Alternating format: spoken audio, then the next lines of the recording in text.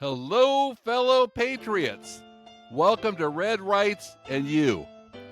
Since it's now the holiday season, you'll be glad to know that we're taking a break from politics and war for a fun look at the holidays we recognize right here in the good old United States of America. Now, not all are celebrated and many are ignored, yet they still exist. Now, forgive me if I left out a Hallmark holiday or two. Nobody sent me a dozen long-stemmed roses for Sweetest Day last year, and I'm still pretty bitter. And no disrespect intended. However, for the sake of time, I also had to limit the list to federal and Christian holidays. So with no further ado, let's break down America's favorite excuse to skip work. From fireworks to turkey dinners to trees, we're covering holidays, how they started, why we celebrate them, and whether or not they come with pie. First, we'll hit the federal holidays. Now, these are the ones where the banks close, the mail stops, and everyone suddenly remembers how much they love a long weekend. We start the year off with a bang, literally. New Year's Day became a federal holiday in 1870, probably because everyone needed a day to recover from champagne and bad resolutions. Now, it's a worldwide celebration, but America adds its own flair, like the Times Square ball drop, which started in 1907. Because what says new beginnings like watching a giant disco ball slowly descend for a full minute? Then there's Martin Luther King Jr. Day. It's the third Monday in January. MLK Day, it's one of the newer federal holidays signed into law in 1983 after years of activism. It honors Dr. King's legacy and reminds us to strive for equality. A fun fact, it's also the only remaining federal holiday that's about a specific person. President's Day is the third Monday in February. Established in 1885, this was originally celebrated as George Washington's birthday. It's now more of a generic thanks for leading the country day. It's also known as Massive Mattress Sale Day because nothing promotes the achievements of our greatest presidents like a good night's sleep. And then there's Memorial Day, the last Monday in May. Memorial Day started after the Civil War to honor fallen soldiers. It was officially declared a holiday in 1971, and it's now a mix of solemn remembrance and, of course, barbecue season kickoff, because who says you can't mourn and grill at the same time? Then there's Juneteenth on June 19th. Juneteenth is America's newest federal holiday declared in 2021. It commemorates June 19, 1865, when enslaved people in Texas finally learned they were free, 2 years after the Emancipation Proclamation. Better late than never, right? It's a day to celebrate freedom and resilience. Then there's Independence Day, July 4, America's birthday. You know the drill. Fireworks, hot dogs, and actually pretending you like sparklers. Established as a federal holiday in 1870, it's the ultimate party for America's birthday. Fun fact, more people know the lyrics to the national anthem than what's actually in the Declaration of Independence. Then there's Labor Day, the first Monday in September. Labor Day honors workers and unions, and it's been a federal holiday since 1894. Now, these days, it's more about sales and one last summer barbecue. Ironically, most retail workers spend it working. Sorry about that, guys.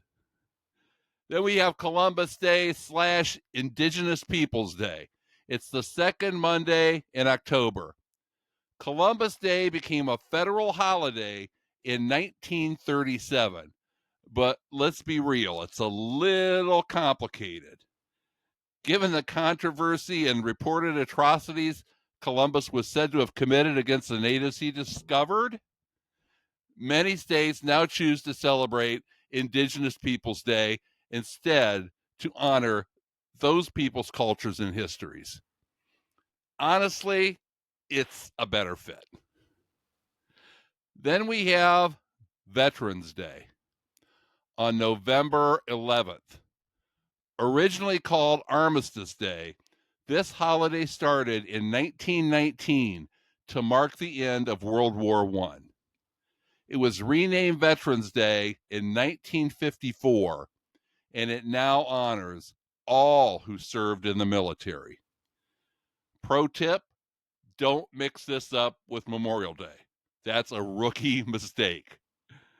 And then Thanksgiving, the holiday we just celebrated, on the fourth Thursday in November.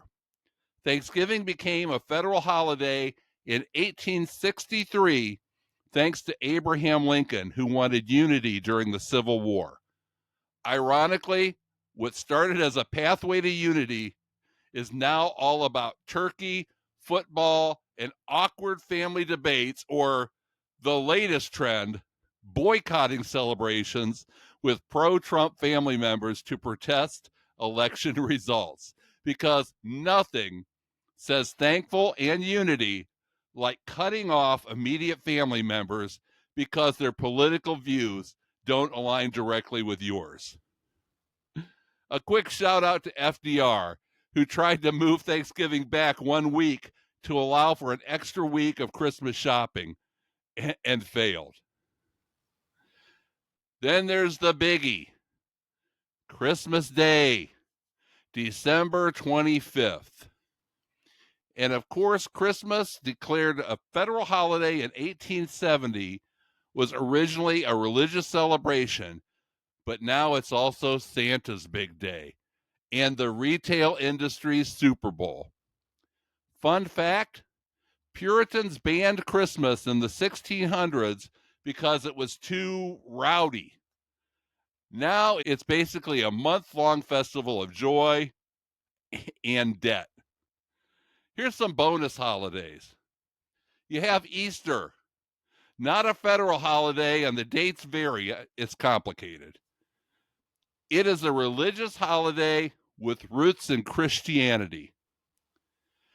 Did you know Easter eggs were introduced as a symbol of new life to commemorate the resurrection, and the Easter Bunny is also a symbol of new life along with fertility?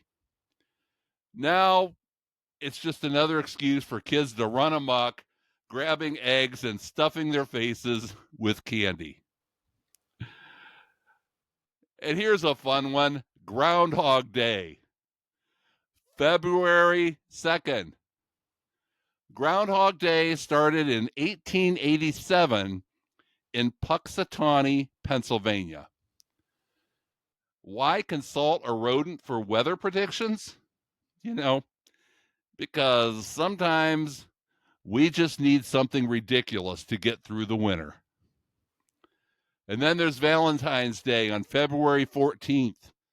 Valentine's Day isn't a federal holiday, but it's a big deal. Originally a Roman feast, now it's a love fest extravaganza. Another pro tip, don't forget flowers or you'll end up on the couch. Next, we have St. Patrick's Day on March 17th. And St. Patrick's Day celebrates Irish heritage, but let's be real.